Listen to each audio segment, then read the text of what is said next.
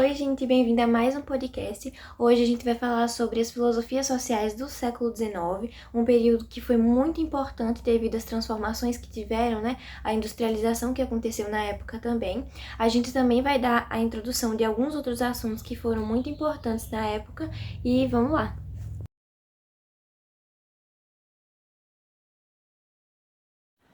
Para começar, é importante ressaltar que com a Revolução Industrial ocorreu várias mudanças. As máquinas, elas substituíram a força de trabalho humano, aumentando a produtividade. Mas ao contrário disso, o desemprego aumentou muito e as classes operárias que trabalhavam ficaram em péssimas condições. Exato. O crescimento das indústrias levou ao êxodo rural e ao inchaço urbano, com cidades superlotadas e cheias de problemas sociais. Além disso, houve uma concentração de renda cada vez maior, fortalecendo a burguesia e aumentando a desigualdade social. Nesse contexto, surgiram várias correntes teóricas e filosóficas para entender e tentar solucionar esses desafios. Muitas delas estavam ligadas à classe burguesa, que queria manter seu domínio sobre a sociedade.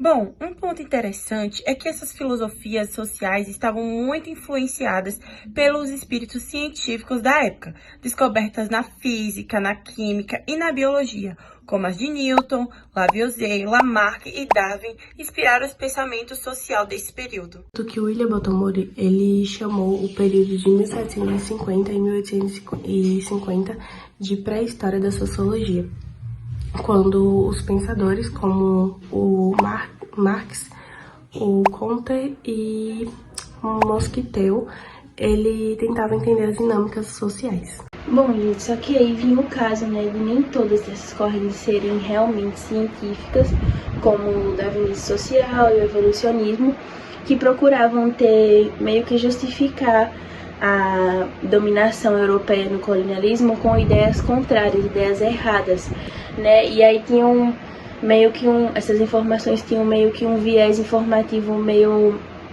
que desmentia, o que realmente estava acontecendo, e eram erros graves que eles cometiam nesse tempo. Bom, o que fica claro é que o século XIX foi um período de intensas buscas por explicações sobre a sociedade. No entanto, a maior parte dessas buscas acabaram por reforçar a desigualdade do que combatê-las.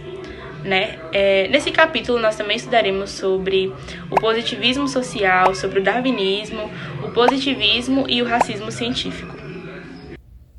Um exemplo de positivismo é a ideia de que a sociedade ela deveria ser estudada como uma ciência exata, que era baseada apenas em fatos observáveis e sem influência subjetiva.